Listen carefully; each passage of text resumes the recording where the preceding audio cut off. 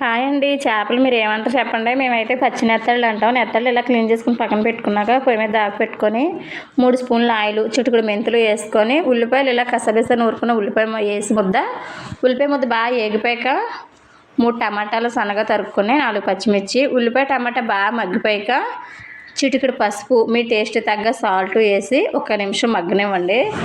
2 స్పూన్లు కారం, 1 స్పూన్ గరం మసాలా, కూర ఒక 5 నిమిషాలు మగ్గాక ఉల్లిపాయ మసాలా కారం అన్నీ మగ్గాక 1 గ్లాస్ వాటర్ వేసి చేపలు దించే ముందు అలా దించండి. కానీ ఈ కూర చాలా మంచిదండి. నెత్తళ్ళ కూర, పచ్చి బాలింతరాలు కూడా తినొచ్చు. ఈ చేపలు కంటికి మంచిది, చంటిబిడ్డ తల్లికి కూడా చాలా మంచిదండి చేపలు. అలాగే నా వీడియోలు మీకు నచ్చితే నా ఛానల్ సబ్స్క్రైబ్ చేసుకోండి, నా వీడియోలు షేర్ చేయండి, లైక్ చేయండి. మీకు ఎలాగొచ్చింది ఈ కూర నాకు కామెంట్ చేయండి.